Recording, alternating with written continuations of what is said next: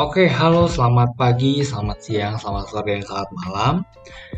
Semoga semua yang nonton ini sehat-sehat selalu dan dalam keadaan yang baik ya.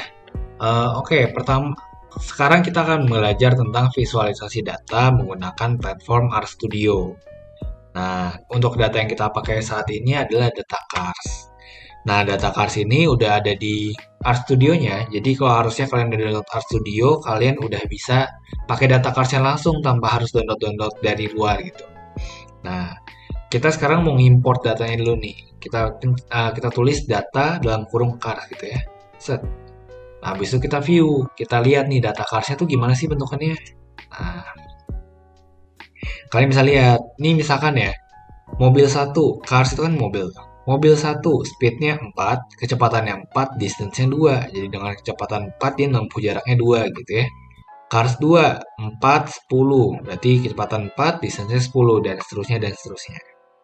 Oke, habis itu kita misalin nih. Kenapa sih kita harus misalin? Nah, jadi semakin efisien, semakin cepat, dan semakin praktis itu akan semakin bagus dan mempermudah kita untuk kedepannya. Asal kita ingat ya apa yang kita definisiin gitu. Jadi kita definisiin di sini speed itu sama dengan data speed dari cars gitu. Gimana sih cara ngambilnya? Pakai dolar ini nih. Ini fungsinya dolar. Jadi ini artinya kita ngambil data speed dari si cars gitu. Nah, coba ya kita lihat ya. Speed itu kan isinya 4, 4, 7, 7, 8, 9, 10, 10, 10, 11 gitu ya. Coba kita run deh.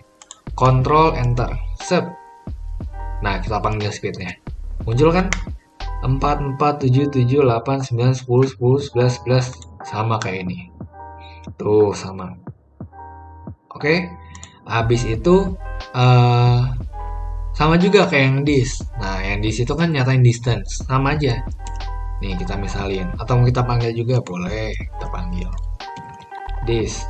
Tuh, muncul. Sama. 2, 10, 4, 2, 2, 16. 2, 10, 4, 2, 2. Sama kan?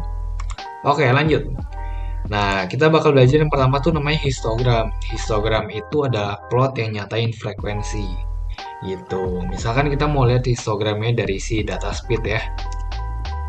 Nah, cara bacanya gini. Kayak misalkan, anggaplah di sini berapa ya? 2 lah. Jadi, dari 0 sampai 5 datanya itu cuma ada 2. Dari 5 sampai 10 datanya ada ya kira-kira 8 lah di sini.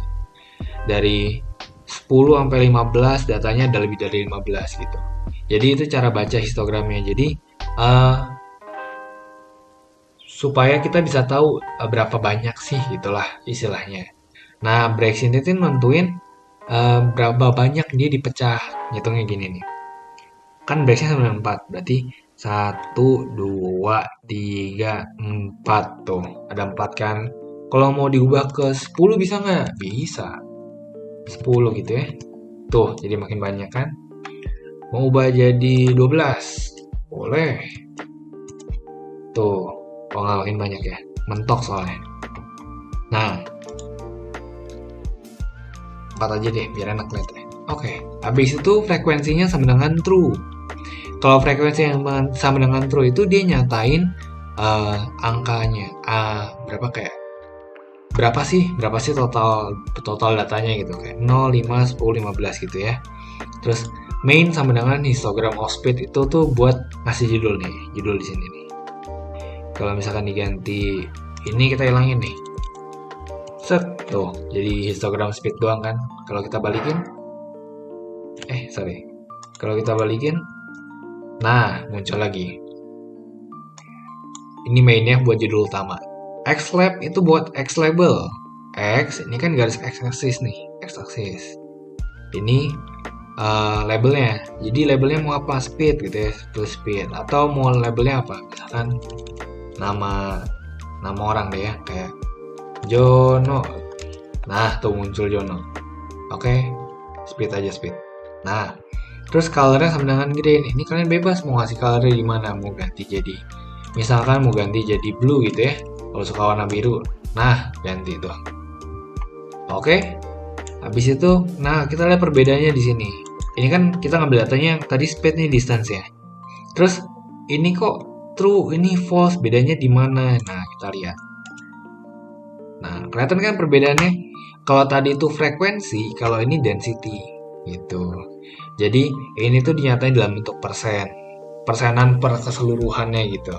Per keseluruhan datanya. Nah, ini bedanya kalau frekuensi sama dengan true sama frekuensi non false. Untuk yang lainnya masih sama, mainnya histogram of distance, x-lab-nya distance, nih, color-nya yellow gitu. Oke? Nah, kalau misalkan kalian kepo nih sama histogram kayak, oh, kayaknya kayak butuh sesuatu cuman nggak ada dijelasin di sini. Kalian boleh gini, tanda tanya, habis itu perintah ininya nih, perintah ininya. Tanda tanya, tulis his gitu ya. Di sini muncul nih. Nah, ada apa-apa yang harus diisi, terus kalian bisa baca di sini. Mungkin probability kali yang kalian butuhin gitu ya. Atau misalkan, kayaknya aku butuh X5 sama Y5 deh gitu buat ngelimit sampai mana sih butuh datanya gitu. Ini boleh di sini. Boleh dicoba-coba aja karena untuk coding-coding ini semakin banyak mencoba semakin bisa. Jadi ya perbanyaklah coba-coba ya. Habis itu kita bakal belajar tentang line chart. Line chart tuh kayak gimana sih? Ya, yang biasa yang kayak garis-garis gitu ya. Kalian pasti udah pernah lihat kok. Nah, satu-satu. Kita ngeplot yang ini. Ini kan plot speed, dis gitu ya. Berarti speed itu jadi X, distance itu jadi Y. Ingat ya, jangan kebalik. Berarti di sini itu X, di sini itu Y. Oke? Type sama dengan L. Ini L ya, bukan 1. Main sama dengan line chart of cars data. Mainnya itu judul kayak tadi. Nah, sub ini adalah judul di bawahnya nih. Gitu. Subjudul di bawah. X label speed, Y label distance gitu ya. Nah, kenapa Kak di sini kok speed, dis, di sini kok cars? Bedanya apa? Sama sebenarnya. Cuman bedanya, cars ini kan terdiri dari speed sama distance gitu ya. Terus kalau misalkan cars ini isinya cuma 2 gitu, speed sama distance, kalau misalkan diplot, itu ntar bisa langsung keluar nih. Kita coba ya. Tuh. Keluar kan? Sama kan? Ini kita ulang ya. Ini yang pertama. Tipe 1. Ini begini. Ini kita plot tipe 2. Sama kan? Gitu. Jadi kalau misalkan kalian punya data yang isinya cuma 2, langsung aja bisa gitu. Cuman kalau misalkan mau nyari aman atau mau spesifik gitu ya, kayak Kak butuhnya distance, speed gitu ngeliatnya, boleh, tinggal diganti X sama Y nya tuh, jadi ya begitu. Nah, habis itu ini sama ya. Kalau misalkan kalian mau cari tahu lebih jauh, ini yang bawah, generic X terhadap Y plotting. Nih, dibuka aja. Tuh ada banyak tuh. Ini ada type-type-nya nih, kalau misalkan kalian butuh. Nah, oke lanjut ke bar chart. Bar chart ini ya kayak mirip histogram sebenarnya. Cuman bedanya dia bentuknya bar, kotak-kotak gitu. Oke, kita coba. Yang pertama, bar plot, speed. Kita mau cari yang kita mau lihat speed, sebaran data speed itu kayak gimana. Tuh bisa dilihat ya. Ada berapa banyaknya, terus ada berapa jumlahnya gitu. Sorry, ini nyatain speednya nih. 0 sampai 25 tuh nyatain speednya gitu. Terus ada legend.text sama dengan speed. Gunanya apa sih? Nah, buat yang ini nih. Jadi nandain kalau abu-abu itu nyatain speed gitu. Oke. Kalau bar plot distance ya begini. Sama lah kayak tadi. Nah, satu lagi. Di bar plot itu, di bar chart itu ada kita kenal sama namanya stack bar plot gitu. Ini biasanya buat nganalisis hal yang ngelihat si gede kecilnya gitu. Nah, kalau misalkan kita lihat di sini hitam, semakin hitam berarti semakin kecil distance-nya. Kalau semakin terang berarti semakin jauh distance-nya gitu. Berarti kita ngelihatnya itu di sini. Nanti bisa kok kalau misalkan ada warna lain gitu ya. kalau misalkan nanti kalian belajar sama namanya color brewer, itu tuh kalian bisa milih warna, jadi lebih kelihatan variasi warnanya lah gitu. Sama kalau misalkan kalian mau ngelihat bar plot lebih jauh tuh kayak gimana, nah tuh ini ya. Oke lanjut, box plot, masih ada dua lagi ya. Box plot speed. Nah, box plot speed ini artinya apa? Ini tuh buat melihat sebaran sih sebenarnya, sebaran data. Jadi sebaran data speed tuh range-nya dari mana sampai mana. Terus ada data yang offside atau enggak. Offside itu maksudnya kayak terlalu di luar jangkauan gitu, jadi jomplang gitu. Nah, kalau misalkan ini kan kita bisa lihat nih, data speed itu uh, rata-ratanya itu di daerah sini nih, daerah sini boxnya. Makanya di box plot kan namanya. Terus mediannya itu di sini nih. Gitu. Rata-ratanya di sini. Gitu. Nah, ini kan buat satu data nih. Kalian juga bisa buat bandingin dua data, misalkan distance sama speed gitu ya. Set, nah keluar tuh. Ini buat speed sama distance-nya. Gitu. Jadi ini kita bisa ngeliat nih, kayak misalkan di berapa speed 4, distance-nya tuh kayak gimana gitu, sama nggak, beda jauh nggak mobil satu mobil yang lain gitu loh. Ini buat ngeliat box plot. Ini bisa ya, maksudnya ini masih bisa diganti-ganti, kayak main distance speed jadi apa ya, distance doang gitu bisa. Nah kalau misalkan mau lihat lebih jauh, kayak tadi tanda-tanya box plot, kita gunakanlah fitur yang udah disediain sama R gitu ya, buat ngeliat dan ngebaca. Oke, yang terakhir scatter plot. Scatter plot ini kita bisa ngelihat per datanya lebih jelas gitu, karena dia bentuknya bintik-bintik-bintik gitu. Kita coba ya. Nah, ini kan plotnya sama nih. Plot, ini juga plot, terus bedanya apa kak? Yang plot ini itu type sama dengan L. Kalau ini kita plot biasa, nggak ada type sama dengan apa-apa gitu ya. Misalkan scatter plot kita mau bandingin distance sama speed gitu. Set.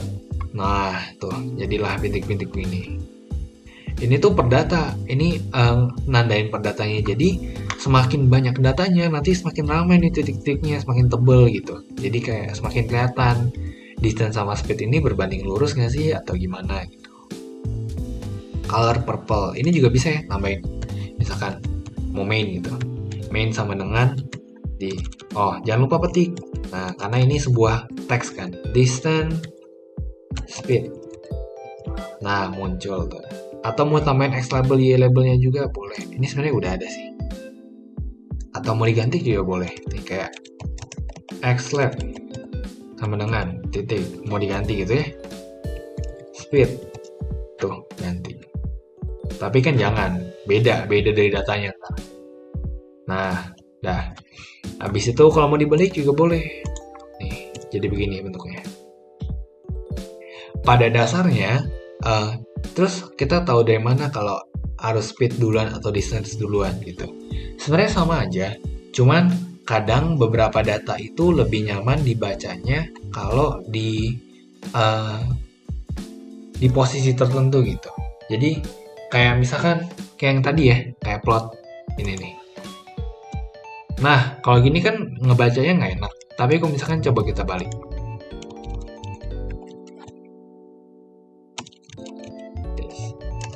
Nah, kan ini ngebacanya lebih enak dilihat gitu. Nah, dalam visualisasi data itu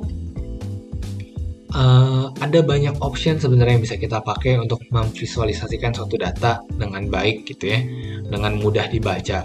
Karena goal utama dari visualisasi data itu supaya kita kaum awam yang nggak ngerti apa-apa bisa ngerti dengan baca data itu gitu dengan gampang. Jadi nggak harus untuk belajar lagi, tapi untuk disajikan ke kaum awam tuh bisa dimengerti gitu datanya. Itulah tujuan yang utama dari visualisasi data gitu.